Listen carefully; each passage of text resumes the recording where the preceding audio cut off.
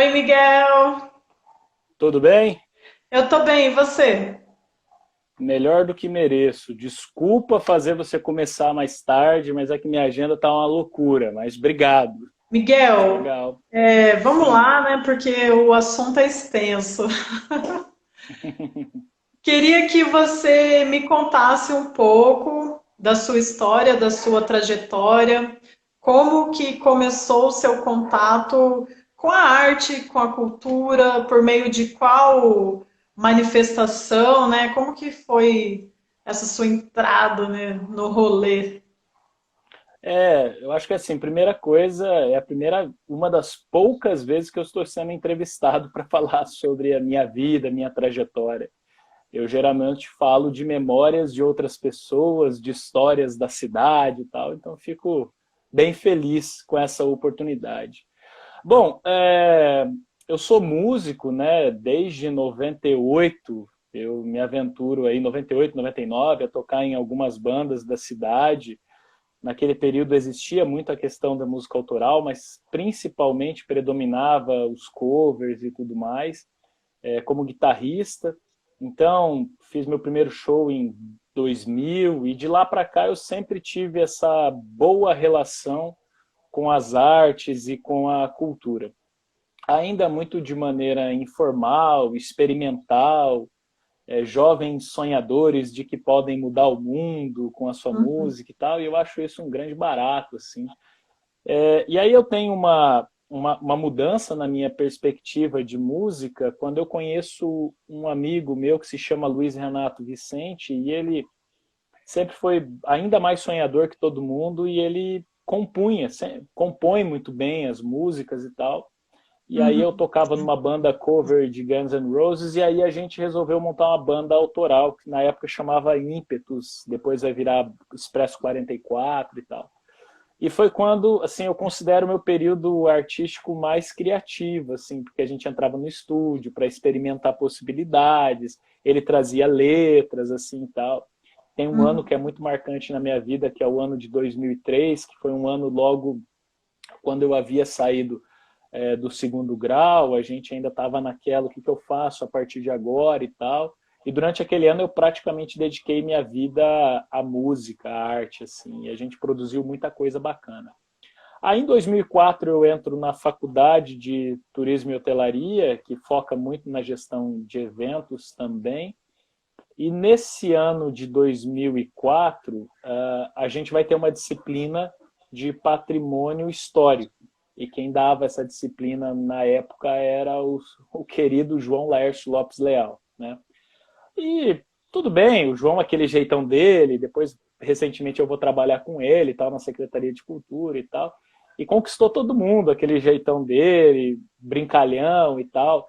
Ele dava aulas, por exemplo, teve uma aula dele que ele falou sobre o rock brasileiro, explicando a trajetória do rock brasileiro, a trajetória do rock internacional. Aí me deu um CD de uma banda que eu conheci com ele, quando ele falou sobre o rock internacional chamado Morphine, que é uma banda sensacional. Poucas pessoas falam assim, uma banda, se eu não me engano, inglesa e tal, que não tem guitarra, é o contrabaixo, a bateria e a guitarra é feita no saxofone. É uma coisa sensacional. E aí eu comecei a me aproximar com o João, assim. E uma das últimas disciplinas que ele vai dar para nós é sobre a história de Maringá. E aí foi assim, amor à primeira vista. Quando ele contou a história de Maringá, eu falei, puta que pariu, como é que eu nunca reparei na história que essa cidade tem, né? E aí eu comecei a garimpar informações, né? Ah, vamos ver se tem algum fato histórico disponível na internet. Pô, a gente está falando de 2004, 2005 e tal. E tinham pouquíssimas coisas, assim. Eu me lembro que tinha o site do Kimuro, maringá.com, que tinha uma parte que falava da história de Maringá e tal, mas as fotos não estavam em alta resolução, não tinha vídeos antigos. E aí eu pensei, poxa, eu podia criar uma plataforma para trabalhar com a história. E aí eu entro de cabeça no campo, no segmento de patrimônio, né? E é onde eu estou até hoje. Então, assim, como é que eu entrei, como é que eu me profissionalizo e como é que eu vim parar na área da história hoje de Maringá. Sim, mas entre uma coisa e outra tem muita coisa, né? Você já produziu Muitíssimo. shows aqui em Maringá também, né? Já trouxe bandas Já, grandes e tal. já, já. Nós fizemos alguns eventos bem legais, assim, mas vou citar alguns deles, né? Nós produzimos em 2008 o Pouca Vogal, que era um projeto do Humberto Gessinger junto com o Duca Lendecker, Humberto do Engenheiros e o Duca Lendecker do Cidadão Quem. Projeto muito legal, assim, que o Humberto tocava violão, gaita, baixo de pé, o Duca tocava guitarra e bateria de pé também, uma banda no palco com duas pessoas. E foi Uhum. quando eu acabei tendo essa oportunidade de me aproximar um pouquinho do Humberto, conversar com ele, até porque, paralelo a isso, eu já tive uma banda cover de Engenheiros do Havaí também, conheci ele em 2004, se eu não me engano, e depois vou conhecer ele profissionalmente em 2008, produzindo o show deles aqui na cidade e tal. Entre indas e vindas de grandes possibilidades, aí a gente trouxe também, se eu não me engano, em 2008, o Carlos Maltes, que é o baterista fundador da banda do Engenheiros do Havaí. Ele estava fazendo uma turnê, ele toca violão, e, enfim, ele entrou meio no campo esotérico, astrologia, assim, é um cara bem legal, assim, de se conversar. E a gente fez um show num bar chamado Fábrica Rock. Ele ficava ali na Avenida Curitiba, hoje é o Firula Bar. Mas era um bar bem legal, assim, o Fábrica Rock, tinha um conceito meio tribos dos anos 90, assim. E foi um show super bacana, assim, porque a gente acabou trazendo uma banda de Curitiba de uns amigos meus, que eu gosto demais, chama Esquerda Volver, porque o nome, todos eles são canhotos, eles tocam de maneira canhota, assim, e é uma banda muito massa, assim, eles regravaram em estilo rock algumas músicas, por exemplo, do Rolando Boldrin, da abertura do Senhor Brasil e tal, e eles estavam com um projeto onde se apresentava o Esquerda Volver, se apresentava o Carlos Malte com o disco solo, e aí no final eles faziam um tributo ao Engenheiros do Havaí, né, juntavam lá. E acabei cantando uma música com eles lá, Infinita Highway, foi super emocionante. Pô, cantei com o baterista fundador do Engenheiros do Havaí e tal. Eu não canto nada, só engano, né?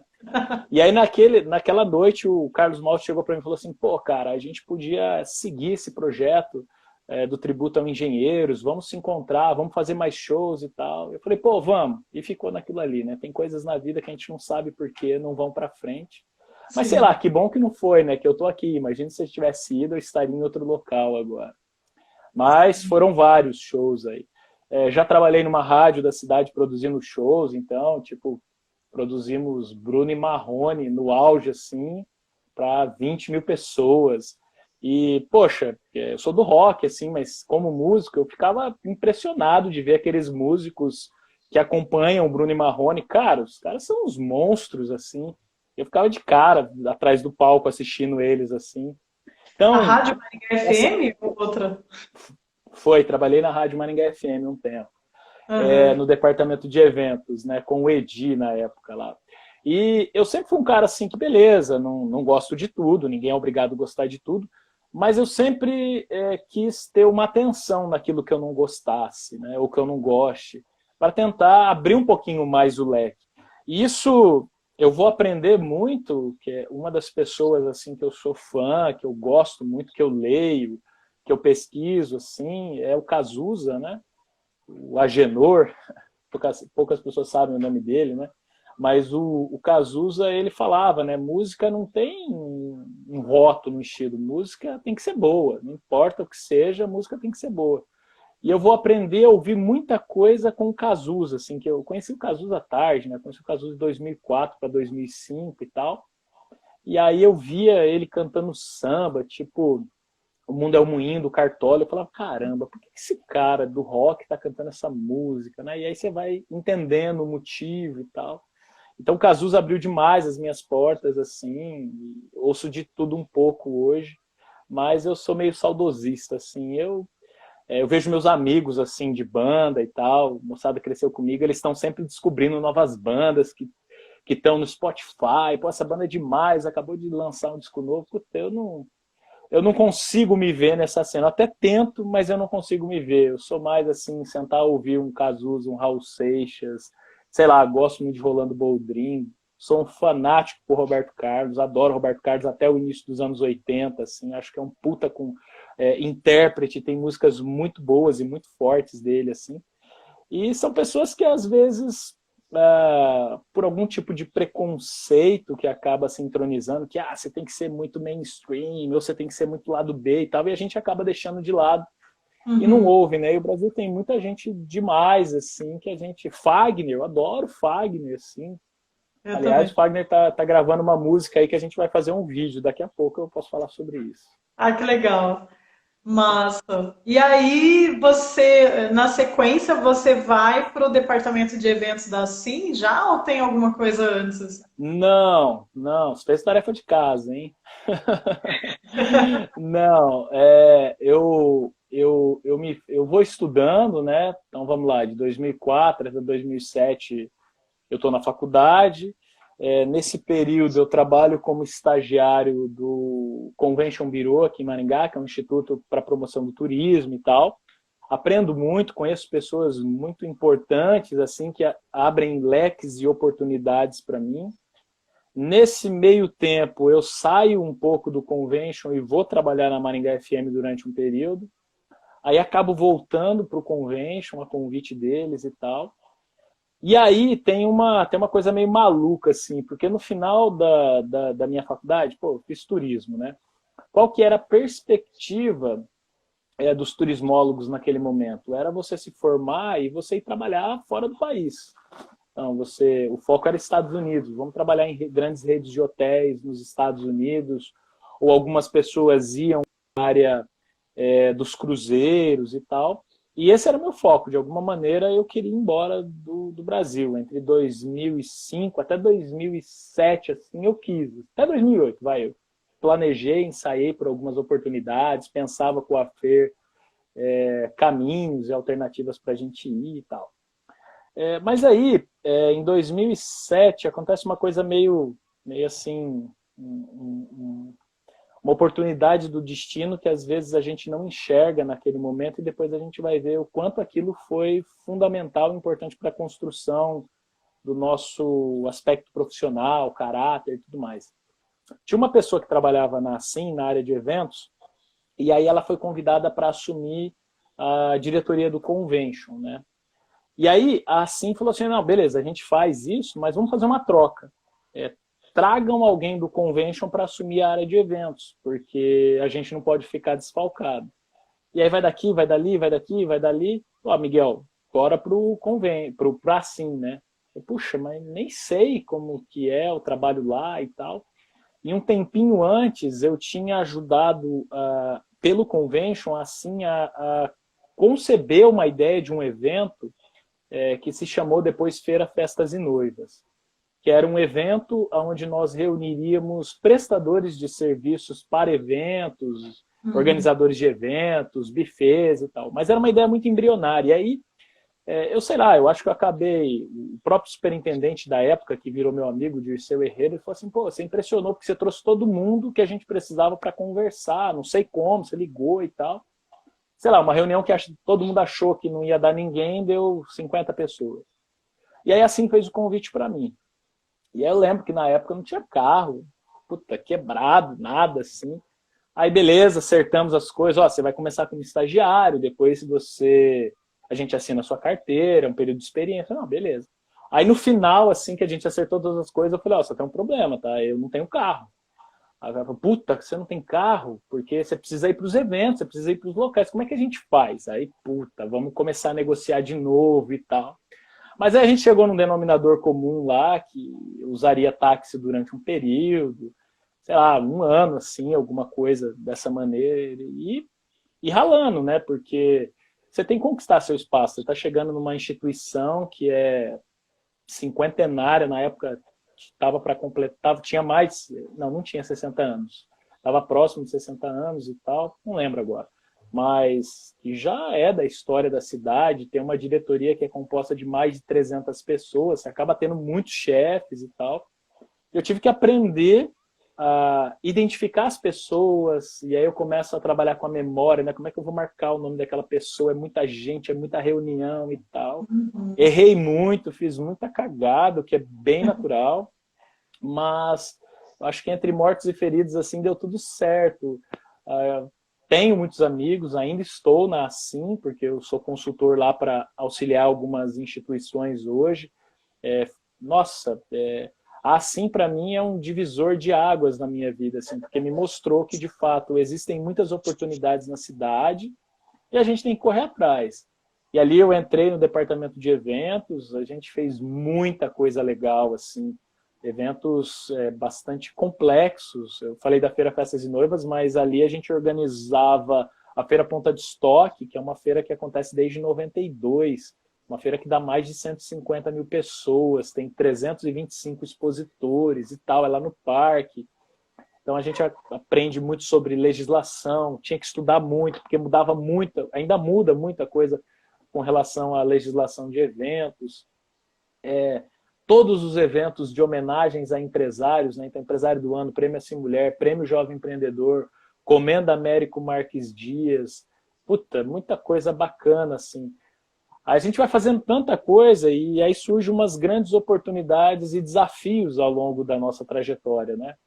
E aí, em 2011, o presidente era o Adilson Emir Santos, que era proprietário da BJ Santos, que infelizmente faleceu, virou um grande amigo, um grande parceiro, mas acabou falecendo. E ele falou assim, olha, a gente fez no ano anterior o evento de aniversário da Assim e nós trouxemos o ex-ministro da Fazenda, o Delfim Neto. O que a gente poderia fazer agora, né? Eu soltei lá, vamos trazer o FHC, um ex-presidente, pô, não importa partido, não importa ideologia, o cara foi um ex-presidente de um momento importante da nossa história. Ah, vamos começar. Putz, 2011, você não tem o contato que você tem hoje nas redes sociais e tal. Foi um desafio, mas a gente conseguiu fazer um evento gigantesco, assim. Até aquela época, até aquela data, foi abril de 2011, era considerada a maior palestra já realizada em Maringá. Eu não sei dizer hoje. Foram mais de 4 mil pessoas assistindo aquela palestra. Assim. Foi um desafio bem grande, choveu pra caramba no dia, assim, foi terrível, porque foi lá no antigo Excelência Eventos, então não tem muito escoamento, assim. Nossa, foi terrível, mas deu tudo certo no final e a gente aprendeu bastante. Sim.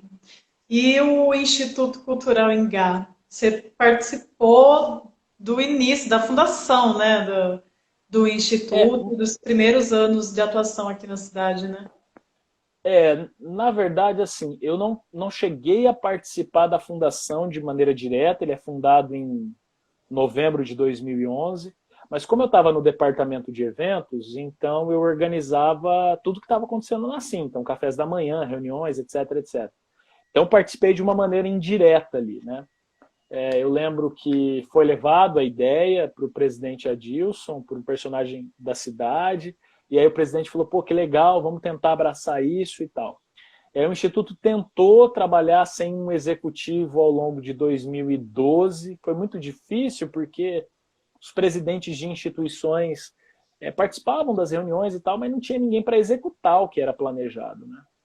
E aí, em maio de 2013, o presidente da Assim era o Marco Tadeu Barbosa. O Marco me chamou na sala dele um dia e falou, olha, você é da área da cultura, né? Você já trabalha com Maringá Histórica há muito tempo e tal, isso 2013, né? Pô, você não quer assumir a área executiva do Instituto Cultural Engá? E vamos fazer uma experiência, você fica meio período na Assim, meio período no Instituto, vamos experimentando e tal. Falei, beleza, vamos tentar, vamos ver o que vai dar. E aí, em 6 meses, menos de 6 meses, o Instituto cresceu muito, porque já estava fazendo muita coisa, já estava desenvolvendo muitas coisas, porque a gente acabou se aproximando muito dos artistas, acabamos nos aproximando bastante de... eu estou lendo aqui o comentário da Alessandra, é isso mesmo, a Dilson é bem exigente mesmo. E a gente sempre gostou, né, assim, de ter chefes exigentes para a gente poder crescer, né? E aí, em tipo, menos de 6 meses, o presidente Marco Tadeu falou, olha, agora você vai assumir o Instituto, você vai trabalhar só no Instituto, organize sua vida para isso. E aí eu meio que dei uma virada de 90 graus na minha área profissional, né? Não 180 graus e 90 mesmo, porque gestão de eventos também é gestão de projetos e tudo mais, né? Só que vale destacar que eu já participava do Conselho de Cultura, o então Conselho de Cultura de Maringá desde 2008, eu já estava como membro da Comissão de Patrimônio Histórico desde essa mesma data, então eu meio que estava envolvido na cena de uma maneira direta, mas não integrando uma instituição, assim, propriamente dita, né? E foi um grande desafio o Instituto, né? Primeiro para conquistar um pouco da confiança dos artistas da cidade, produtores culturais, o que é absolutamente muito natural, né? Você chega com uma instituição que não existe nenhum modelo no Brasil e diz, olha, a gente vai ajudar a trazer recursos para vocês. Todo mundo fica com o pé atrás, né? Como assim? Até agora ninguém quis ajudar e agora vão ajudar, né? Não foram só flores, também erramos bastante, batemos na trave com muitas ações, mas a coisa andou muito bem. Acabei nesse período, porque daí como a gente entrou de cabeça na gestão estratégica da produção artística e cultural de Maringá sob o ponto de vista da iniciativa privada, né? Mesmo que tenham recursos públicos, mas pensando da iniciativa privada, a nossa diretoria do Instituto Cultural Maringá falou, olha, agora a gente precisa ocupar alguns espaços de conselhos para entender também o que está acontecendo nas outras esferas, para trazer benefícios para Maringá. Aí acabei sendo eleito para o Conselho Estadual de Cultura, fizemos um trabalho muito bacana, algumas outras pessoas aqui da cidade foram eleitas juntas nessa mesma gestão, talvez eu cometa algum equívoco de não conseguir ponderar todos os nomes, mas o Flauzino, a Laura participou, se eu não me engano o Rafael também, não lembro todo mundo agora. E aí, em 2013, acontece as pré-conferências para a Conferência Nacional de Cultura. Eu acabei sendo um dos indicados, a Laura também, o Rafael também, uma galera foi indicada, porque ela é indicação por segmento, né?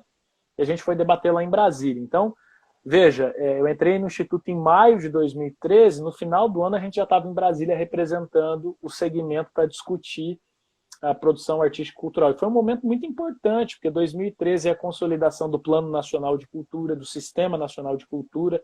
Tudo que a gente está vendo hoje com a Lei Aldir Blanc tem base lá em 2013. Claro que muito anterior, mas ela está edificada ali em 2013 com as legislações que são aprovadas ali.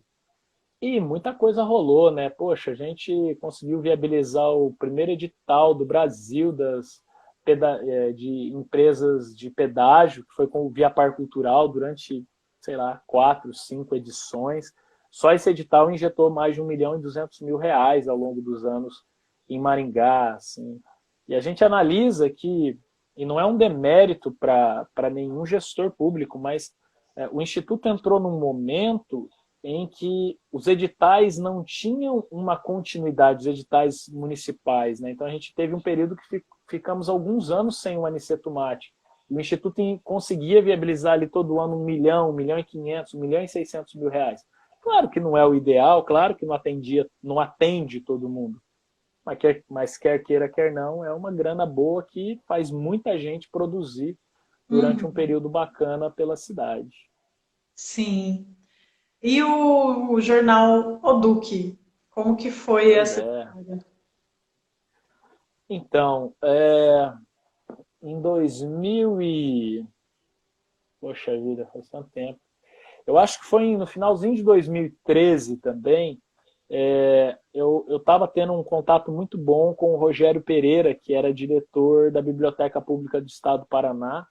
A gente tinha desenvolvido um projeto juntos, a biblioteca tinha me contratado para fazer a edição número 0 da revista Helena, que é uma revista que foi bem legal, acho que tiveram 8 edições, se eu não me engano, 6 ou 8. E a edição número 0 falaria sobre a história do norte e o noroeste do Paraná. E aí eu fiquei como editor responsável por organizar todos aqueles conteúdos. E ali eu tive contato com o jornal Rascunho, que era o jornal do Rogério, que é o jornal mais antigo sobre literatura no Brasil, e tive contato com o jornal Cândido, que é o jornal da Biblioteca Pública. E eu falei, puta, isso é muito legal, cara. Eu acho que Maringá tem espaço, porque tinha o Odiário, mas o Odiário tinha um caderno de cultura, hora crescia, hora não crescia e tal. Poxa, eu acho que dá para ter um jornal mensal aí. E a primeira ideia eu elaborei assim num PowerPointzinho, sempre fui o cara do PowerPoint atrás de dinheiro, eu sempre falo isso, né? O não eu já tenho, eu tenho que ir atrás do sim, né? Montei um PowerPointzinho lá e chamava Panorama Cultural, foi a primeira ideia. E aí bati na porta lá do diário, falei, pô, vamos fazer juntos, né? Eu ajudo a captar recursos e tal, vocês imprimem aqui, a gente encarta, enfim. Aí não foi para frente. Só que quem trabalhava lá era o Gustavo Hermsdorf, né? Ele trabalhava na área de marketing. Aí o Gustavo me ligou um dia, falou, ó, cara, eu não participei da reunião, mas estou vendo um PowerPoint aqui na mesa, aqui um impresso do Panorama Cultural, vamos conversar? E fui tomar um café com ele. Aí a gente conversou, vamos fazer uma sociedade aí, vamos, ou a gente ganha ou a gente se abraça junto aí na tristeza, vamos. Aí já naquela oportunidade eu falei, olha, Gustavo, mas eu não gosto desse nome, esse foi um primeiro nome que surgiu assim, eu preciso melhorar essa ideia, eu acho que tem que ser mais relacionado com a nossa história, com a nossa identidade. Ele, mas que nome que será? Aí eu fiz uma relação de uns 10 nomes, mas na cabeça eu já tinha colocado Duque. Por que Duque? Eu falei, Duque Estrada, o cara que escreveu Terra Crua. Eu falei, puta, é esse nome mesmo. Aí começamos a trabalhar, Gustavo e eu. A gente trouxe muita gente bacana para trabalhar junto conosco. A gente experimentava muitas possibilidades. Assim. A gente falava, cara, o jornal ele não tem pauta. A gente tem uma ideia do que vai ser o jornal. Às vezes a gente definia, às vezes não, a gente definia a matéria principal, geralmente a matéria de capa e tal, porque a gente ia convidar um artista para produzir e tal. Mas a gente deixava as coisas fluírem muito naturalmente. Assim, você tem uma ideia de um poema aí, manda para nós. Você tem uma crônica, manda para nós e tal. E foi um período muito legal, assim. Foram quase 2 anos, se eu não me engano, de uma produção mensal. Eu acho que teve um período só que a gente não conseguiu fazer em um mês, a gente fez bimestral, assim, mas a maioria saiu mensal e foi muito legal. Experimentamos muitas coisas, apanhamos também, que é natural. A gente fez uma matéria lá sobre o Rock Pé Vermelho. Nossa, uma galera que não foi citada ficou super brava, onde já se viu, não falar da minha banda, que foi sensacional. Mas Beleza, acho que assim foi a mais mesmo. polêmica, né? Uma das, né? Teve algumas que foram polêmicas ali. Eu lembro dessa, eu lembro que eu escrevi teve uma matéria de capa ali que eu fiquei responsável e eu produzi, que era sobre o patrimônio material, cultural local. E eu desci a lenha falando porque que tinha demolido a rodoviária e tal. Nossa, meio mundo ligou para mim, brigando e tal, outros elogiando, enfim. E foi isso, foi isso. Foi uma experiência muito legal, assim. Não sei se hoje, assim, no formato que ele era, valeria a pena retomar, assim, porque as coisas mudaram muito para você ter um jornal impresso, né? Talvez ele poderia ser uma plataforma digital de interação com entrevistas ou com vídeos curtos e tal. Eu acho que faria mais sentido no momento que a gente vive. Mas quem sabe um dia a gente volte. Aliás, eu voltei, na hora que eu fiquei sem conversar, eu perdi contato, porque o Gustavo mudou daqui e tal, mas eu voltei a conversar com ele há umas 2 semanas. Hein? Pô, podíamos pensar alguma coisa do Duque de novo e tal. Digital. Pois é, A Zilene, a Thaís comentando aqui que o jornal era muito legal. A Thaís acho que foi uma das colunistas, né? Se não me engano. ela escreveu bastante lá para nós. O Victor Simeão escreveu, eu lembro que ele fez uma análise hiper profunda do livro, da biografia do Marighella. Uma galera escreveu, Eu assim, escrevi o também. Luigi, você. Nossa, muita gente, muita gente. Sim, sim, deu muito espaço para poemas, crônicas, para os artistas que faziam a capa também, que era sempre muito Sim, bonito, né? sim, sim. Nossa, tinha Sim. capas que nem todo mundo gosta, né? Eu lembro que chegava algumas capas e falei, puta, não gostei, hein? Não, mas vai ter que ser, o cara fez, é isso aí. Mas eu não gostei, mas vamos ser, porque tem que ser um espaço, é isso mesmo. Mas eu acho que foi um panorama bem interessante, né? Porque teve Elisa Hiemer, E o Noni Emer. vários outros, assim, foi um recorte bem. Pois é, o Nuno fez a nossa segunda capa, a Elisa fez, sei lá, a quinta ou sexta capa. A gente estava A do planejando Nuno foi algumas coisas muito a do Rock legais. Pé Hã? Vermelho. A capa do Pois Nuno. é, mas a segunda edição que o Nuno fez, uma capa que é um monstrinho dele ajoelhado assim, é sensacional. Aí o final do Duque a gente chega a firmar uma sociedade com um grande amigo Gilmar Leal, né? Um poeta de primeiríssima linha aqui. Mas aí ele já tá, o Duque já estava sem fôlego, assim, porque eu estava muito sem tempo, eu não conseguia participar das reuniões, eu não conseguia captar recursos. E o papel principal era esse, né? E sem grana a coisa não vai para frente. Aí a gente Sim. chegou à conclusão, falou, olha, acho melhor a gente encerrar aqui do que a gente ficar nessa lenga-lenga, porque tá todo mundo sem tempo, é melhor parar, mas parar pelo menos por cima aqui, né? Na média. E Uhum. não cair o nível de produção que a gente tem, reduzir páginas ou fazer um a cada 3 meses e tal. A gente resolveu parar pelo menos num padrão que nós estávamos. Falando ainda sobre publicações, porque é um pouco difícil nessa história a gente seguir uma lógica super cronológica, né? Mas entrando no Uhum, ponto das publicações, teve o Sala dos Suplícios, né? Me conta um uhum, pouco dessa sua relação com a história do Clodimar e de como isso acabou virando um livro, um filme e tal. Como é que uhum. foi?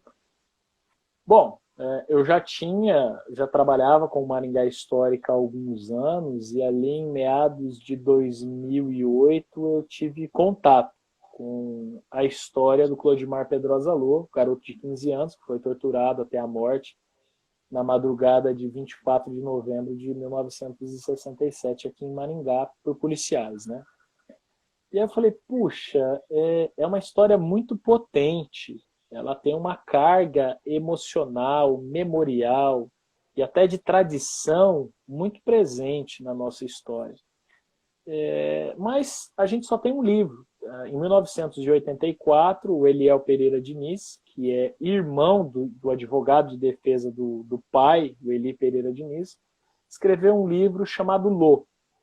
É um livrinho de, vamos lá, 80 páginas e tal, importante para o seu período, uma capa bem, bem forte, assim, tem um sangue assim espirrado escrito Lô e tal. Mas fazia muito tempo, quer dizer, já era quase 30 anos, né, da publicação e tal. E aí eu falei, acho que até para mim vai ser importante, foi meu primeiro trabalho de escrita, que resultou num livro. Deixa eu entender como é que é produzir um livro e vou me envolver com esse caso. E aí comecei a pesquisar, a levantar informações e tal. E nesse meio tempo, talvez no final de 2008, alguém falou para mim, alguém de uma agência de publicidade, eu não me lembro quem, falou, olha, tem um cara que ele parece que vai produzir um filme. Tá aqui o contato dele, é o Wellington Oliveira, né? Aí eu liguei pro Wellington e falei, Wellington, você vai fazer um filme? Vou, chama Novembro Negro, tá? Um longa-metragem, não sei quantos milhões e tal. Falei, cara, tô produzindo um livro. Vamos sentar para pelo menos entender o que um e o outro está fazendo, para a gente poder trilhar caminhos, talvez, em conjunto. E a gente sentou e tal, e eu fiz uma proposta. Eu falei, vamos fazer o seguinte, o filme, como ele é um longa-metragem, que você vai precisar de atores, de uma mega produção, dificilmente a gente faça tão logo. Eu tenho certeza que em 2009 eu termino o livro, era certeza na época, e a gente pode tentar pensar um documentário que se desdobre do livro, para ampliar a cauda de, de conteúdos, né? De consumo de conteúdos desse tema. Beleza. E aí a gente chegou a fazer algumas entrevistas juntos, entrevistamos o tio do Clodimar e tal. E aí no final de 2009 eu estava com o livro pronto. Falei, olha, então acho que o livro está pronto, vou enviar para revisão, já vou começar a garimpar patrocinadores.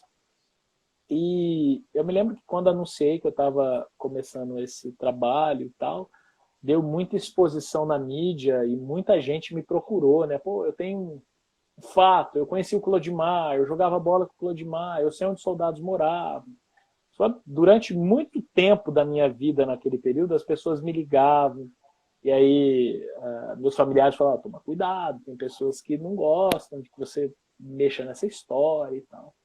Eu sempre fiquei assim com o pé atrás, mas com a cara e com a coragem a gente foi enfrentando os desafios.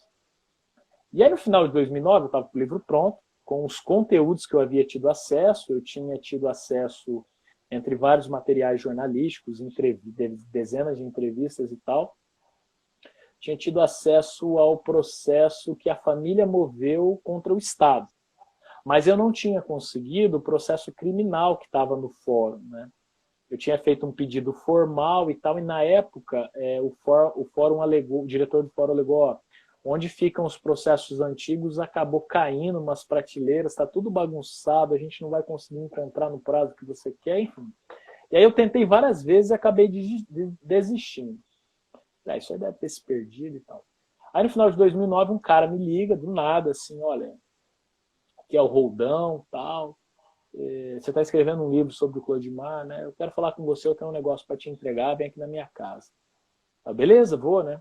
Todo animado. Aí eu lembro que a Fernanda falou, ó, cuidado, vai que esse cara te mata lá na casa dele, é um parente do soldado, sei lá, né?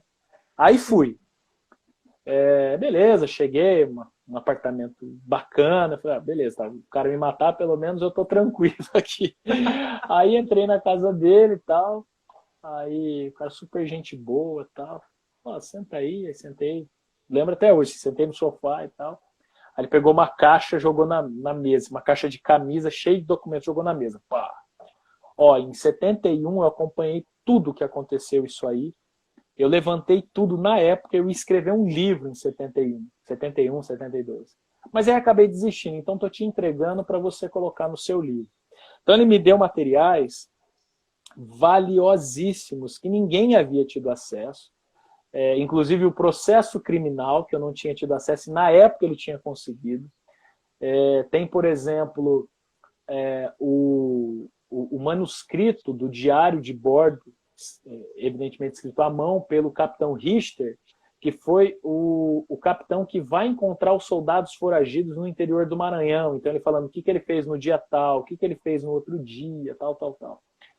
E aí, resultado da ópera, tive que reescrever o livro, né? Porque muitas dúvidas que eu tinha até então, eu parava nas dúvidas. Aí eu tinha as respostas para complementar as teorias que eu havia criado na primeira ou ajustar, calibrar o que eu havia concebido, horários de acontecimentos, entrevistas que aconteceram pelo próprio tribunal ali com as pessoas que foram testemunhas e tal.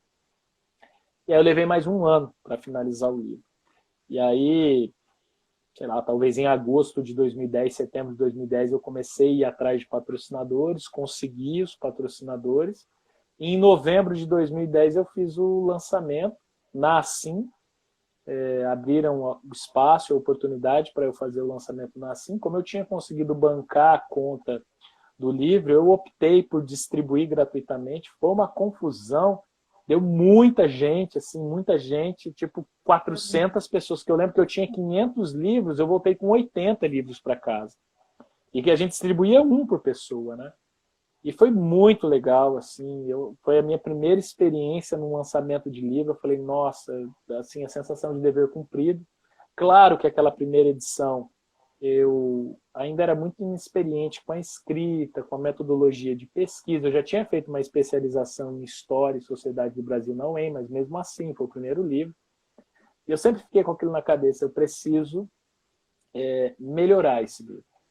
E aí, em 2017, eu trabalhei durante um ano na revisão, na ampliação de conteúdos, porque depois que eu lancei o livro, muita gente me procurou para entregar documentos novos.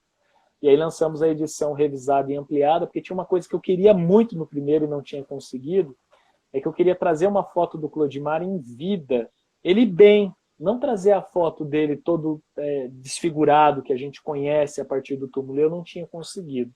E aí na segunda edição eu consegui ter essa oportunidade de poder ter a foto dele com 15 anos bem vivo e tal, tanto criancinha quanto adolescente, e eu acho que eu acabei cumprindo essa possibilidade, que era o que eu queria mesmo com aquele livro, né?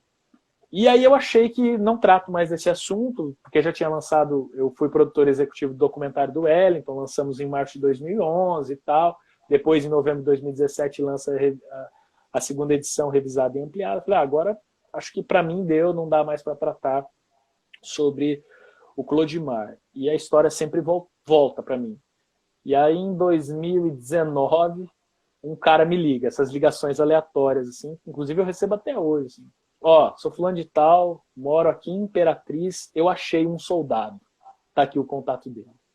Aí me passou o contato do Beneval, tentei de todas as formas que ele me desse uma entrevista, porque daí eu pensei, eu vou lá e faço um episódio do Maringá Histórica, pelo menos ele conta a versão dele, né? Talvez.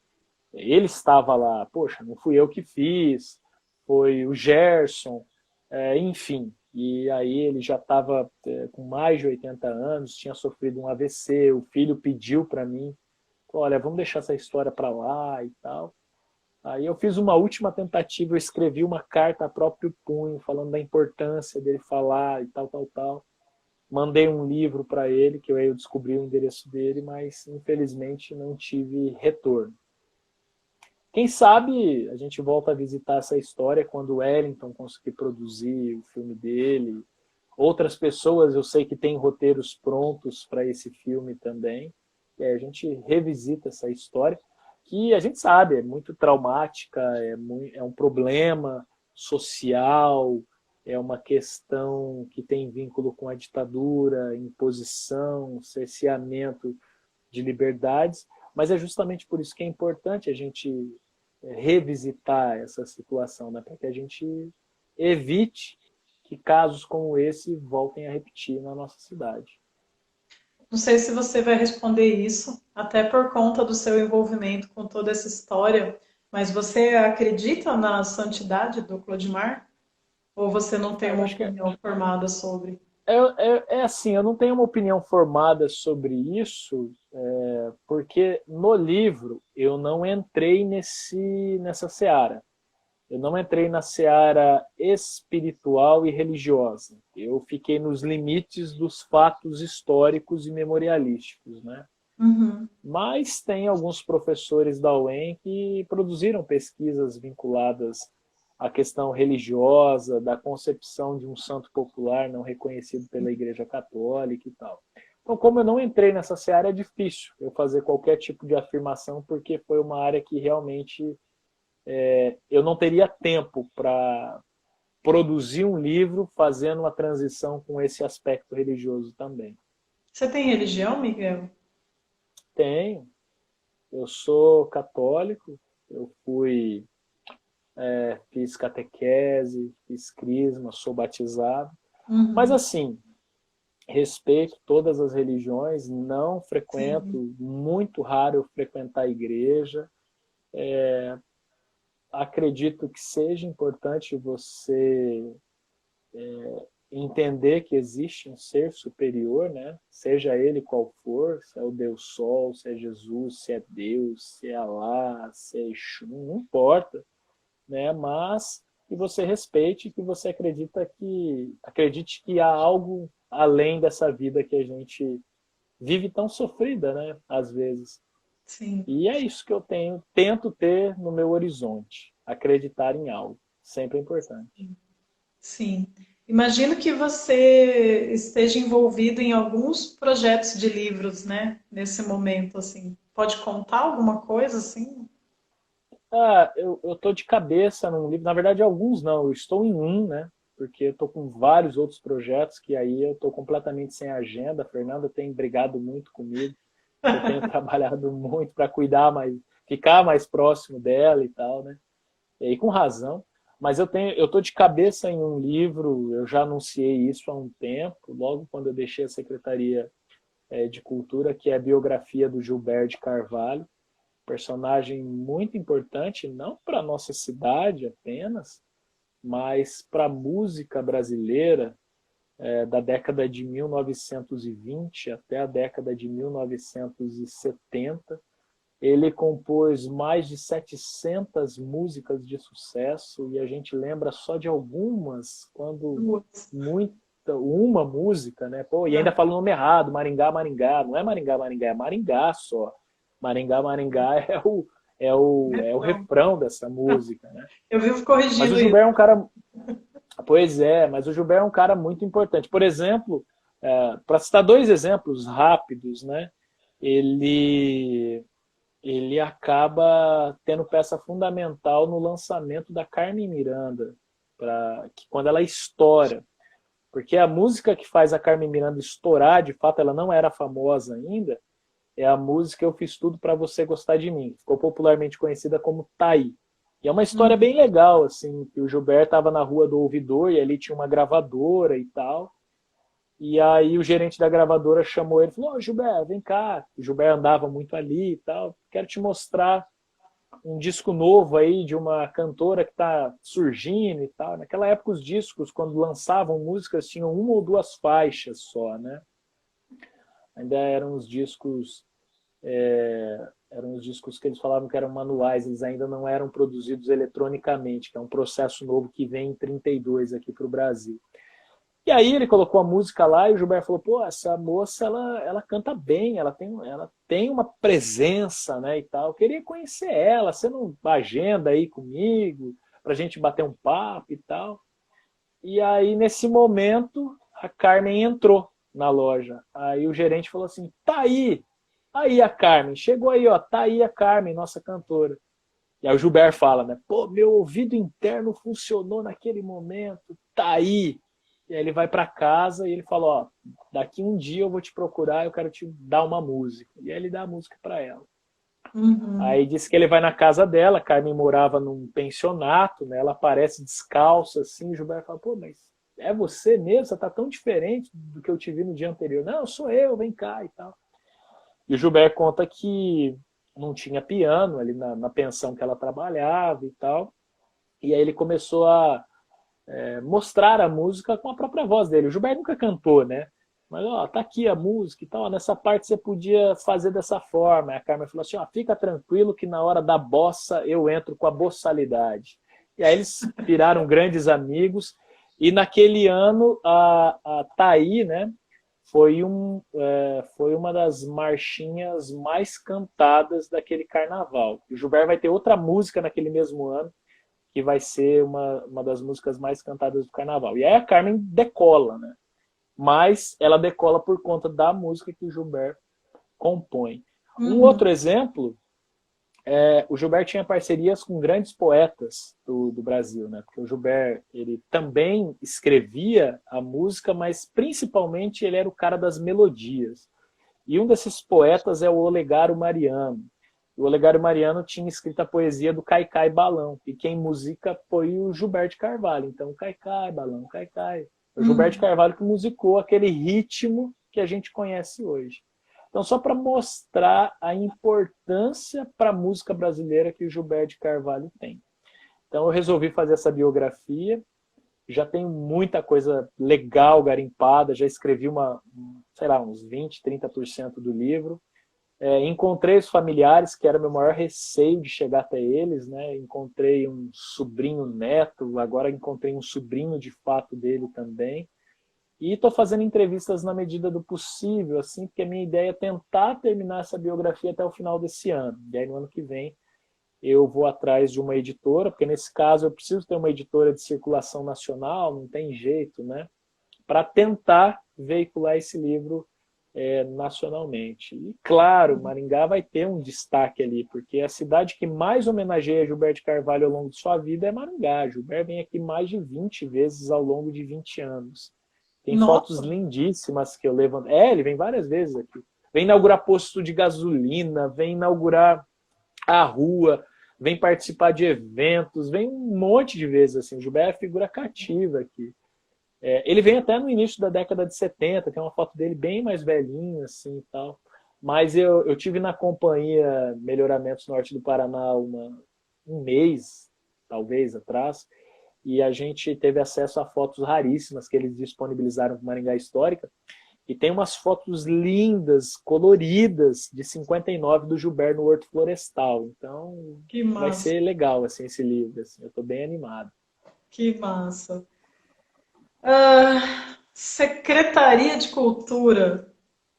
Se tiver alguma coisa que você queira falar antes de entrar nesse assunto, Não, mas vamos lá. como é que foi essa experiência? Bom, foi uma experiência maravilhosa, assim, conheci gente nova, aprendi a trabalhar com a galera lá da Secretaria de Cultura, servidores públicos maravilhosos, a galera da prefeitura de modo geral. Conhecia quase que a maioria, assim, para falar a verdade, mas a hora que você senta para trabalhar é uma relação diferente, assim, me senti muito confortável trabalhando com uma boa parte deles, assim. Bom, quando o Ulisses venceu as eleições, chegou a me sondar, né? Lá em 2017, 2016 para 2017, ele chegou a me sondar e tal. Na época eu fui bem claro, falei, olha, Ulisses, agradeço e tal, mas não posso deixar o Instituto nesse momento, porque nós estávamos com projetos muito importantes em curso, né? E como foi uma coisa abrupta, não teve como preparar uma sucessão, né? E aí tudo bem, passou-se então um ano e pouquinho, e aí no meados de maio, junho, não, antes, abril de 2017, não passou um ano não, abril de 2017, me chamaram para uma reunião, e aí tinha várias pessoas na sala, assim, olha, nós queríamos implantar um projeto de Natal aqui na cidade, tal, a gente está com algumas ideias, como o Instituto Cultural criou uma possibilidade há alguns anos, o que você acha da gente desenvolver? Eu falei, pô, estamos dentro, vamos nessa, né, e tal. Aí o Ulisses falou assim, mas tem que ter um coordenador, né? Falou para todo mundo da sala, quem que vai coordenar o Natal? Aí uma pessoa falou, tem que ser o fulano de tal. Aí o Ulisses falou, não, vamos deixar para o Miguel coordenar. Mas pode, né? Eu falei, eu pode sabendo que podia, mas para não ser eu, né? Porque, poxa, é uma responsabilidade gigantesca, mas não pelo fato de eu não querer ter uma responsabilidade, é pelo fato de eu não ser um funcionário público, né? Como é que eu ia coordenar um projeto daquele? E aí eu falei, beleza, vamos nessa. Começamos a desenvolver o projeto do Natal lá em 2017, fizemos a primeira edição, foi bem legal, assim, claro, com muita coisa para melhorar como tem que ser ano a ano e tal. E aí, 2018, talvez final de maio, eu lembro que eu estava viajando, fazia uns 2 anos que eu não tirava férias, e aí eu estava em Orlando, aí alguém me ligou, falou assim, o prefeito quer falar com você. Então eu falei, impossível, estou de férias, não tiro férias há muito tempo e tal, vou voltar daqui tantos dias. Aí logo que eu voltei, eu lembro que eu tinha acabado de chegar em Maringá, aí já me ligaram, vamos lá conversar. Aí conversei com umas 2, 3 pessoas e tal. Talvez surja essa possibilidade, o que você acha? Olha, se vocês acham que eu vou poder somar e agregar, vamos junto. Eu tenho total interesse. Vou conversar com a diretoria do Instituto Cultural Engá para a gente pensar numa sucessão, para a gente não deixar também o Instituto na mão. E vamos pensar, porque vai ser uma possibilidade bacana, né? E aí começamos o trabalho. Como eu já estava muito envolvido com a cena artística e cultural, meio que a gente sabia as demandas assim, né? Mesmo que, tipo, se entra você como secretária, se entra a Laura, sei lá, se entra outras pessoas que já estão na cena, a gente não precisa participar da missa, né? A gente já sabe que no final vai ter a Eucaristia, a gente sabe os caminhos ali. E aí, o primeiro desafio foi tentar montar a equipe, né? Porque, poxa, da onde a gente vai trazer pessoas? Muita gente da cidade talvez não aceite porque está com um projeto ou quer participar de editais e tal. E aí eu pensei bem ali, fui mapeando possibilidades, a gente conseguiu montar uma equipe legal ali naquele primeiro momento, que depois essa equipe vai melhorar com o passar do tempo. E eu me lembro assim que eu fui um dia à tarde, assim, não tinha nem sido nomeado ainda e tal. Foi uma sexta-feira à tarde lá na Secretaria de Cultura. Eu falei, preciso pelo menos ver onde que eu vou sentar lá, né? Entender como é que funciona a questão dos funcionários. Então, fui super bem recebido pela Ana, que foi minha secretária depois, uma querida. Ela já me mostrou a sala e tal. Aí eu lembro que eu anotei num papelzinho, assim, no primeiro dia, eu nem estava trabalhando, assim, só anotei no papelzinho e deixei no computador. A primeira coisa a fazer é, é promulgar a lei do Sistema Municipal de Cultura, né? Aí, na segunda-feira, a gente sentou, escreveu a lei, tipo, em um dia. No outro dia a gente discutiu, não lembro, com uma galera, assim, passou no conselho, não lembro, assim, como é que foi aquela loucura toda. E aí falamos, beleza, vamos fazer a conferência. E essa conferência tem que ser grande, a gente tem que falar de um tema importante, vamos trazer um palestrante. E vai ser a conferência que vai dizer, é possível fazer sim, existe problemas, mas é possível fazer, a gente está aqui para trabalhar e fazer a coisa acontecer. Poxa, foi uma conferência muito legal, assim, né? Participou muita gente, sei lá, umas 120, 130 pessoas. Aí eu lembro que a Laura me puxou de lado, assim, a Laura Chaves falou, ó, tá vendo a responsabilidade que você tem, né? A galera tá confiando em você, então você tem que fazer as coisas acontecerem. Eu falei, vou tentar, vou fazer de tudo aí para acontecer e tal. E aí a gente assinou a lei do Sistema Municipal de Cultura e fomos trabalhar, assim, captar dinheiro, porque você pega um orçamento que estava deficitário, brigamos muito.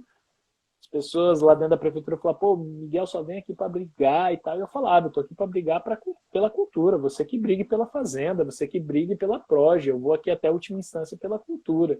E se não aguentar, cai fora, porque aqui a gente está para brigar mesmo, para fazer a coisa acontecer, né?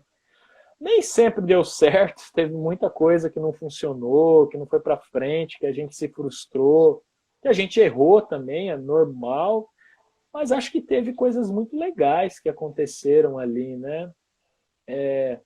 Os editais meio que ganharam uma regularidade, a gente conseguiu reduzir o período dos editais, porque geralmente fazia o Anicetumate, levava lá um ano e meio, às vezes não pagava, não assinava contrato. A gente chegou a fazer um Anicetumate em 7 meses, né, de todas as etapas e começar a pagar no sétimo mês. Então, sim, mostramos que dá para fazer. Agora, é claro, não fiz nada sozinho. Tinha uma equipe que estava animada para fazer também, estava engajada, envolvida.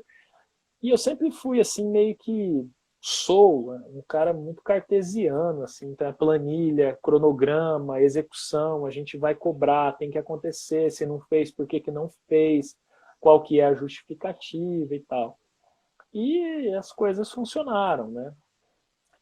Acho que assim, o maior desafio sempre é você manter um ritmo de trabalho, né? Às vezes a gente percebia que tinha uma quebra de ritmo assim, e a gente tinha que retomar as ideias e tal.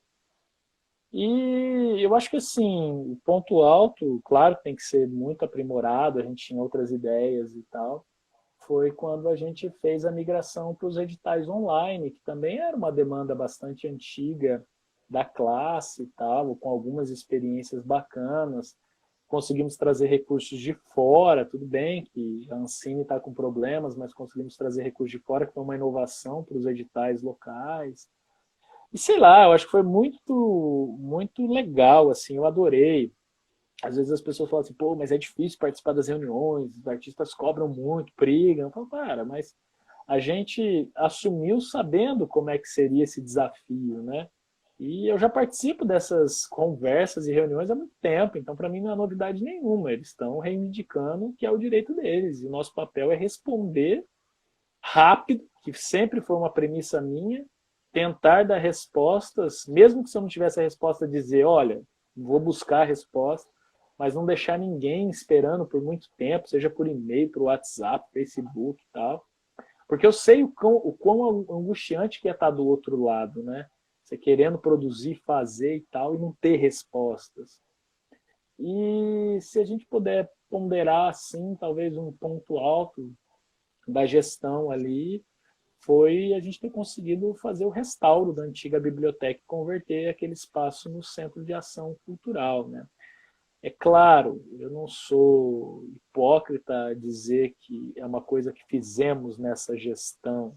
É um projeto que nasceu lá em 2016, eu participava da Comissão de Patrimônio Histórico quando a gente recomendou o tombamento, com a Olga Gullion, que a gente viabilizou os projetos em conjunto e tudo mais, e é uma sequência, né? É uma continuidade dos trabalhos. Mas dei a sorte de poder inaugurar aquele equipamento durante a minha gestão, e que deu muito trabalho durante os 2 anos que eu estive lá para fazer a coisa acontecer, porque restaurar um prédio, nossa, é um pepino, não tenha dúvida. Sim. Momentos emocionantes, outros momentos que você destacaria, assim, ter vivido, né, na Secretaria de Cultura, que marcaram Ah, você, que você carrega, assim, na trajetória. eu acho que um deles assim foi a homenagem que a gente pôde fazer para o Lutero, né? Foi a Semana Lutero de Almeida, que foi uma homenagem necessária para esse baluarte do teatro paranaense brasileiro, que forjou muito artista da nossa cidade, né? Dirigiu muita gente aqui. Foi um momento, para mim, importante. Assim.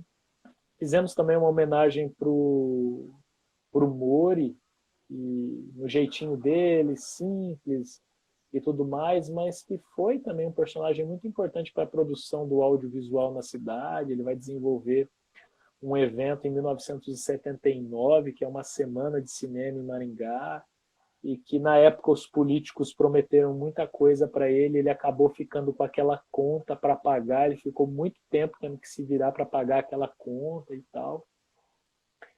Ah, mas tiveram vários assim momentos bacanas do balé municipal, daquelas crianças dançando, se apresentando, a gente podendo levar elas para o espaço novo, que é o CAC, né?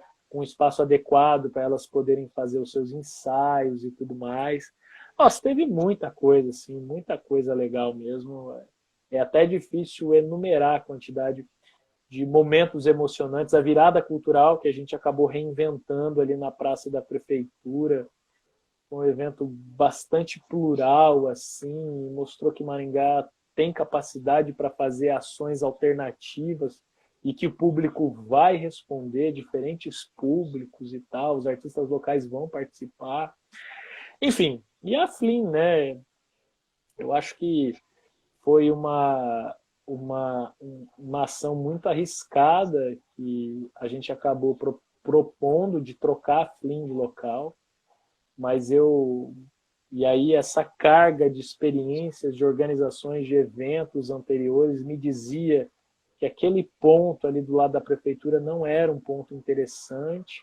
Talvez no início cumpriu o seu papel ali, mas não era um ponto interessante porque você não tem vida depois das 5 horas ali. Ali é o centro cívico, né? Então tudo fecha. Você tem o McDonald's, você tem o Boteco do Neco, mas nada próximo ali. Então ficava até ruim do ponto de vista de segurança e tal. Cara, a Flynn ela tem que estar num lugar onde o povo está. A gente tem que chegar chegando e entrar no lugar. Qual o local? Para mim era ali, né? Do Uhum, lado do estádio. E deu super certo, funcionou. concordo. Foram 2 edições assim emocionantes que a gente pôde experimentar muito, apanhar bastante, né? Pô, vai trazer a Márcia Tiburi, onde já se viu e tal. E aí eu falava com as pessoas, pois você já tinha ouvido falar na Flynn antes? Não, nunca tinha ouvido falar. Então, isso significa que nossa estratégia de publicidade e divulgação da Flynn deu certo. Todo mundo agora na cidade sabe o que é uma Flynn. E aí muita coisa rolou aí nos bastidores que foi muito legal. Para quem gosta, né? Pois é. Tá, mas e essa coisa da sua saída aí? Como é que foi isso? Uhum, Porque pouco tempo depois, pode-se dizer, explodiu uma pandemia mundial também, né? uhum, Não pois sei, é. acho que foi muita sorte sua Não ter sei saído. se foi sorte, se foi juízo, sei lá. É, eu, quando assumi a Secretaria de Cultura, eu falei para o prefeito, eu falei, olha, Ulisses, não tenho nada contra, respeito quem incorpora a função de secretário, uma função de cargo com comissionado, de confiança, como profissão, mas eu não quero fazer isso minha profissão. Então, eu estou entrando com minha data de validade definida. Eu vou ficar aqui durante quase 2 anos, perto de 2 anos. Então, todas as atividades que nós vamos executar durante esse período são essas. Então, regularidade dos editais, buscar recursos de fora, viabilizar a obra do CAC, etc, etc, etc. Quando encerrar, eu vou sair. Pode ser que seja antes dos 2 anos, pode ser que seja um pouquinho depois, mas esse é o ciclo. Beleza. Não sei, talvez ele imaginou que a gente não ia cumprir todas as metas antes de chegar às eleições e tal. Aí eu estava fazendo uma viagem, a gente estava de férias e tal, e aí eu falei para a Fer, né, minha esposa, falei, Fer, acho que cumpri tudo que tinha que ser feito dentro da Secretaria de Cultura, não faz mais sentido, eu preciso encerrar esse ciclo, né, como eu havia assumido o compromisso. Vamos chegar em Maringá e tal, beleza. Aí eu já mandei mensagem para o prefeito, falei, olha, preciso falar com você sobre aquele nosso assunto, então estou chegando em Maringá tal dia, me atenda. Beleza. Tá. Aí fui, conversei com ele e tal, numa boa, muito tranquilo, tanto ele foi compreensível, ele foi o grande parceiro da Secretaria de Cultura durante esse período que eu estive ali na Secretaria de Cultura, nos defendeu bastante, nos ajudou, viabilizou recursos para, tanto é que a gente trabalhou, estava projetado agora para 2020 o maior orçamento da história da Secretaria de Cultura, mais de 20 milhões de reais, que cumpria o nosso percentual estabelecido pelo Sistema Municipal de Cultura e tudo mais. Mas, para mim, encerrou o ciclo e eu tive que voltar para a iniciativa privada para tocar meus projetos, que eu gosto muito de história, queria dedicar mais atenção à Maringá Histórica, às consultorias, enfim. E aí foi quando eu resolvi dar essa guinada. E aí, quando eu dei essa guinada, eu estava com um planejamento de retomar a empresa de eventos, né, para voltar a realizar grandes eventos. Já estávamos com contratos fechados em Foz, em Santos, em São Paulo e tudo mais. E aí saí da Secretaria de Cultura, vários contratos fechados para fazer gestão de eventos, passo um mês, pandemia. Falei, puta vida, ferrou, e agora o que eu vou fazer? Mas aí, graças a Deus, acabei me reinventando nesse momento e estamos bem, estamos sobrevivendo aí. E o que você tem feito agora? Eu vi que tem uns cursos, umas coisas novas também, né? Conta um pouquinho dessa fase agora. O que você tem feito? Assim, logo que eu saí da Secretaria de Cultura, várias empresas, instituições me convidaram para trabalhar e tal, e eu fui dando um tempo, assim, não defini meio que de cara o que eu ia fazer, né? Mas sabia que eu iria prestar serviços, não queria muito estar vinculado com 40 horas ali dentro de uma empresa e tal, porque eu também tenho meus projetos que eu queria dar atenção, né? E aí acabei voltando para prestar uma consultoria dentro da Assim, então eu faço uma assessoria direta para o presidente, auxilio na gestão de algumas instituições que estão ali dentro da Assim, então Instituto Mercosul, Instituto Cultural Ingá, Cassinor, a Fundacim, a gente está fazendo uma remodelação dessas entidades e passam a ocupar um espaço institucional mais estratégico na cidade. Tenho feito muita coisa para o Maringá Histórico, então aumentei a quantidade de postagens diárias, continuo com um ritmo de produção de vídeos semanais. Fizemos alguns projetos em paralelo, como o Maringá 7.3, que foi patrocinado pelo Maringá Parque durante maio, junto com o Bula Júnior e com o Cosmos Filmes, com o Felipe. A gente fez retratos de pioneiros da cidade ou personagens que têm algum tipo de relevância para a história da cidade, produzimos pequenos filmetes sobre eles. Lancei um curso online sobre a memória, que é o poder da boa memória, com técnicas e dicas para as pessoas usarem a memória como um instrumento potente de trabalho para desenvolvimento pessoal e profissional, que era algo que há muito tempo eu queria fazer, um curso online para experimentar, ver como é que a coisa poderia andar. Tenho feito consultorias de construções de personagens empresariais e personagens políticos, que são os bastidores da história, né? Enfim, muita coisa. Tenho feito muita pesquisa contratada para entregar resultados de médio e longo prazo. E assim, a agenda está absolutamente lotada, graças a Deus, eu não tenho do que reclamar. Estou muito melhor do que eu mereço. Tem feito muita coisa que a gente vai ver ainda daqui a alguns meses, né? Coisas que ainda estão nos bastidores. Uhum, sim. Ai, Miguel, eu acho que esse é o resumo. É isso E aí, aí é isso aí. você, enfim, se você quiser falar mais alguma coisa, claro que numa conversa como essa, de pouco mais de uma hora, não dá para a gente falar tudo, né? Você tem Uhum. várias frentes de atuação. Atualmente aí você tem uma banda também, né? Acho que a gente não falou da Dog Day, né? Diretamente, É, falou não deu tempo. da que você começou, né? Da primeira banda e tal. Uhum. Vários outros livros que você esteve organizando, teve artigos. Não sei se teve mais algum que você escreveu sozinho. Teve, teve. Eu fiz uma cartilha educacional em 2011 para o Instituto da Árvore sobre a história do projeto paisagístico da cidade de Maringá. Aí eu tenho quase 10 livros publicados, em vários em parceria, né? Alguns Sim. artigos e tudo mais. Ah, é muita coisa, né? É difícil falar da gente. Eu gosto muito mais É. de falar da vida dos outros, da história dos outros. É complicado falar da gente. Parece tudo que a gente fez, assim. Eu ouvi uma frase uma vez do Reginaldo Dias, professor de história da UEM, tal, um personagem muito importante para a produção histórica da cidade. Ele falou assim: parece que tem alguns personagens da história local que, por mais que a gente faça, a gente nunca vai ter feito nada frente a eles, né? E eu meio que me sinto assim, porque eu vejo tanta gente que fez tanta coisa legal no campo político, no campo artístico, no campo cultural, e eu gosto de ser só o personagem que leva essas histórias para frente, né? Não Sim. sei até onde que eu tenho a minha importância na construção e tudo mais, mas eu gosto de levar essa história para frente. É muito mais fácil contar a história do que falar da gente. Pelo menos eu tenho essa dificuldade assim.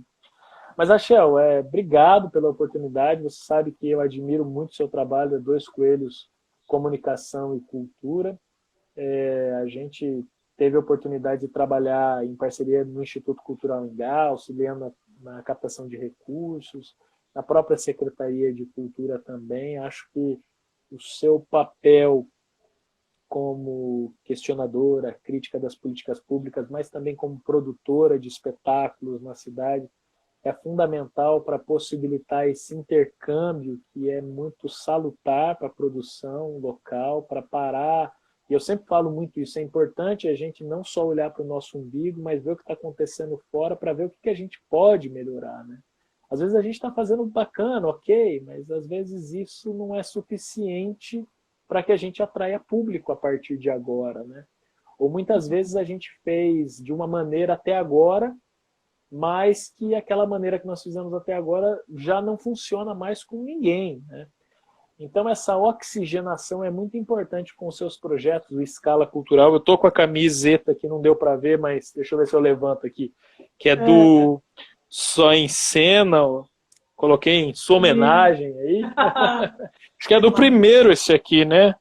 Que é do Via segundo, Par Cultural, do segundo, né? Então, assim, são sim. projetos muito importantes para a cidade, e isso que você está fazendo aqui de entrevistar produtores, artistas, enfim, intelectuais e tal, é fundamental, porque às vezes a gente preserva muito o passado, a história pioneira, e a gente se esquece que a história é feita todos os dias, né? E a gente não preserva aquilo que está acontecendo hoje. Então, Sim. imagina, daqui 10 anos, a gente vai escrever como que foi a produção artística durante o período Covid em Maringá, né?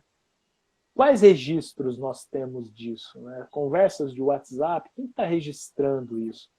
Não há um registro. Eu vi em Londrina que a UEL está fazendo entrevistas com pessoas que se curaram da Covid, para falar como é que foi pegar a Covid, como é que foi ficar internado, como é que foi superar isso. Eu acho que falta um pouquinho dessa necessidade de preservação. É uma crítica para mim também, de preservar essa história do tempo presente, mas do momento que está acontecendo, né? Mas, de fato, nós não temos tantos braços quanto gostaríamos. Então, a gente tem que fazer aquilo Sim. que é possível e fazer bem feito. Então, só Mas eu tenho a acho. agradecer, Rachel. Obrigado. Não, eu ia falar que a frase, o slogan do Maringá Histórico diz muito sobre isso e foi muito inspirador também nesse momento, né? Que é a história em tudo que vejo, né? A história em tudo que vemos. É, Porque eu percebo que a gente tem muita dificuldade de se ver enquanto um sujeito histórico, né? Que a gente faz sim. parte da história, está construindo a história, está vivendo a história. E aí, quando eu falei, principalmente no começo das lives, que eu falei, olha, tô fazendo um registro que talvez não seja tão interessante para as pessoas de agora, talvez acabe sendo um documento, uma coisa mais interessante para quem vem depois de nós, né?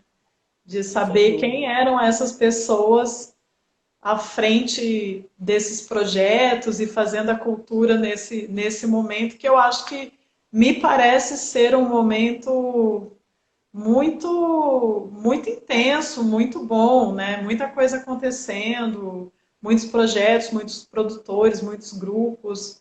É, mais do que aconteceu, o que a gente tem percebido é uma mudança de tendências, uma mudança de fazeres, né? Então, aquilo que eu falei, o que se fazia até antes da pandemia, provavelmente vai ser adaptado para se fazer pós-pandemia. Então, não dá mais para se pensar um espetáculo que seja só possível no palco com plateia. Ele precisa ser pensado numa possibilidade híbrida para ele ser transmitido. Claro, você precisa ter equipamento, etc.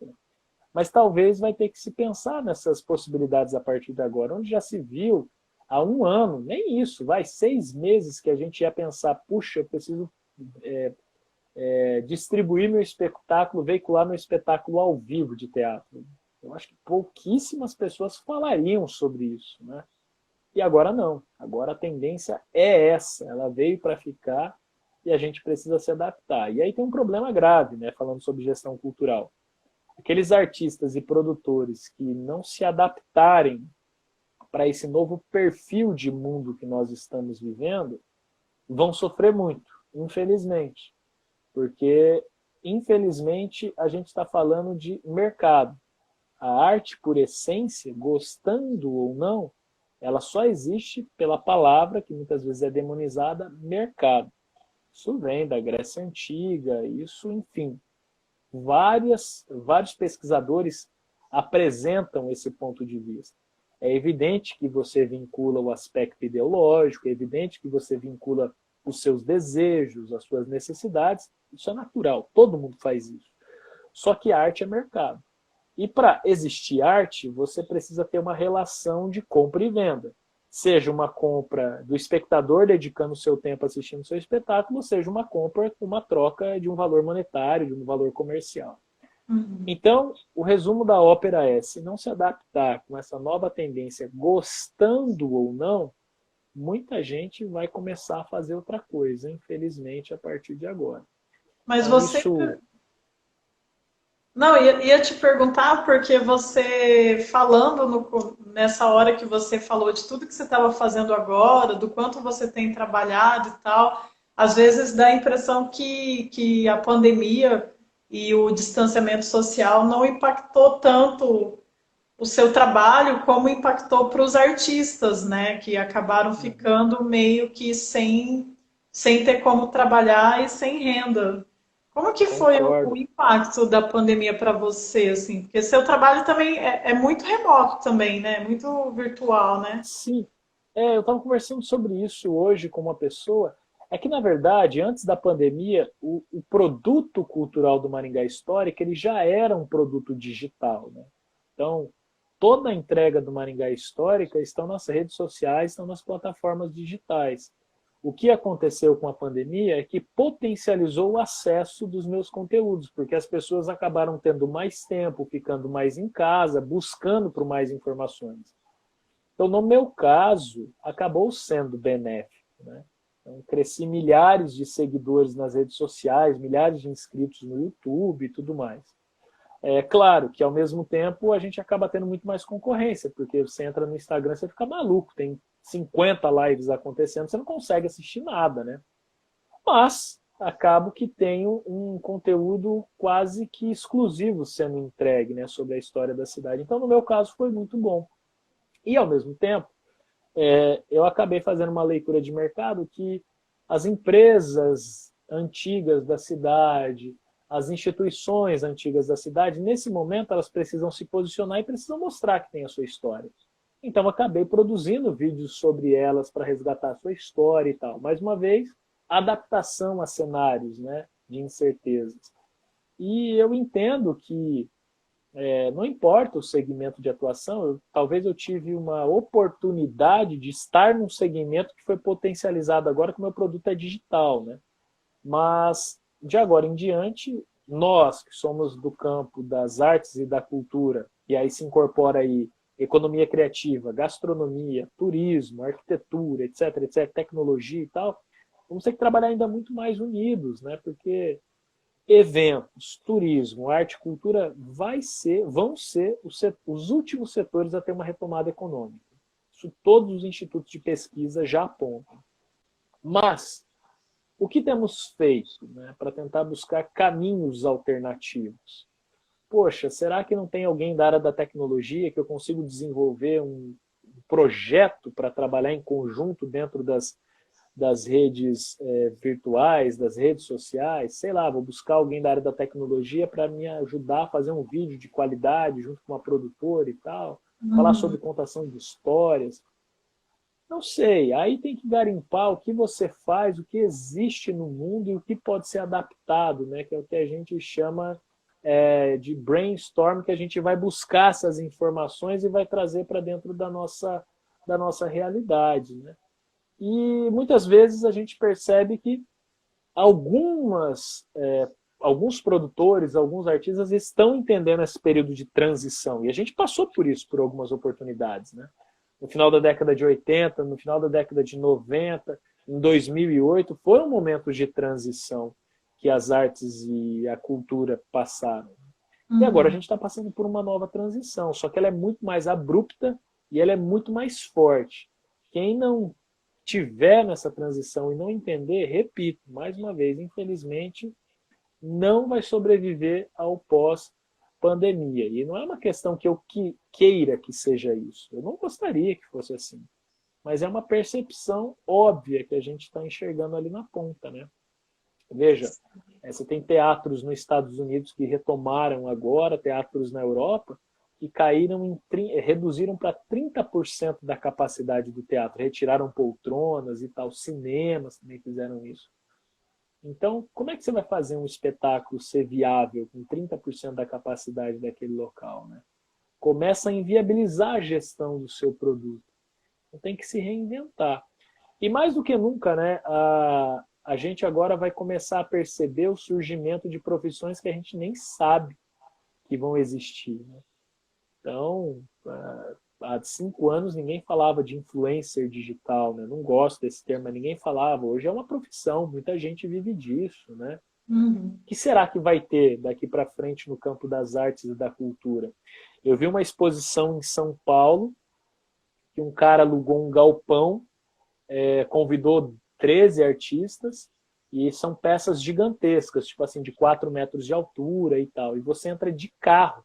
Porque você não desce do carro, você vê a exposição de dentro do seu carro. Pô, mas eu não dirijo, não tem problema. Tem um carro ali à sua disposição e alguém vai dirigir para você. Então tem muita coisa sendo reinventada a partir de agora. E é isso que a gente tem que sacar, entender qual é a tendência, qual é a possibilidade, o que tem de inovação, para a gente pegar esse bonde e aproveitar da oportunidade. Mas a Porque gente se tem. fecharam várias portas, né? Só que se abriram várias janelas. E é aí que a gente tem que tentar enxergar isso. Mas aí você precisa ser antenado, né? Se você ficar parado no tempo, nos anos 80, não vai rolar. Não, você já não rolou, né? Você está perdido. Você está boiando em algum local do passado. Respeito, acho que tem o seu papel, tem o seu valor, mas tem que estar antenadíssimo com o que está acontecendo. Ah, mas eu quero fazer só a minha arte preso dentro do meu galpão e tal. Beleza, você consegue sobreviver com isso? Show de bola. Não consegue sobreviver, mas tá legal, tá bacana? Show de bola. Só que não venha reclamar quando você estiver fora do mercado, porque ninguém tem culpa disso, né? As sim. oportunidades estão aí. Agora, se você está fora do mercado, a culpa é sua. Miguel, sempre bom conversar com você. Muito obrigada pelo tempo que você dedicou para a gente, por todas as histórias, pela sinceridade. E eu espero que fique tudo bem, muito trabalho, muitas realizações daqui para frente também.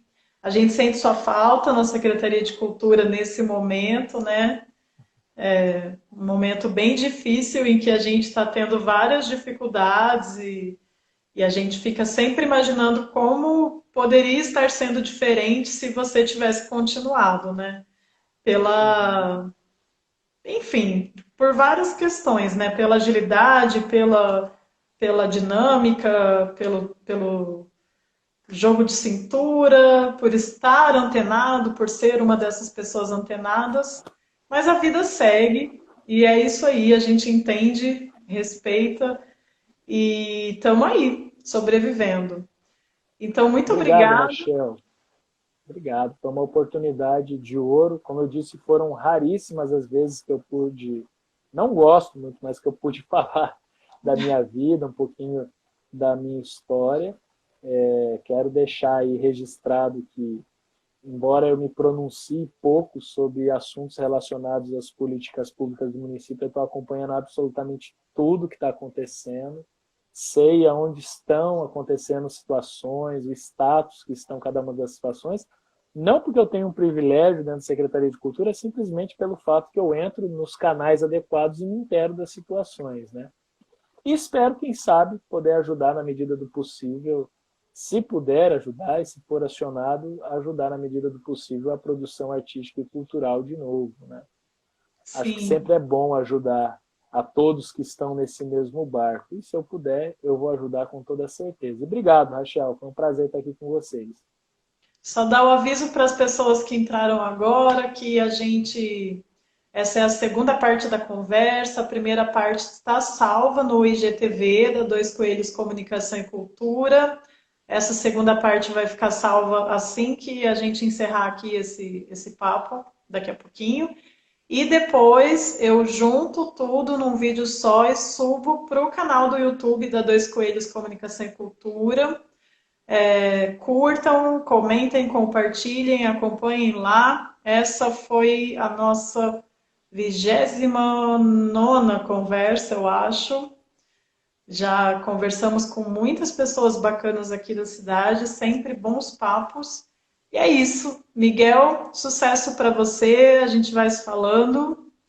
Até mais. Valeu. Um abraço, gente. Até mais. Tchau. Tchau.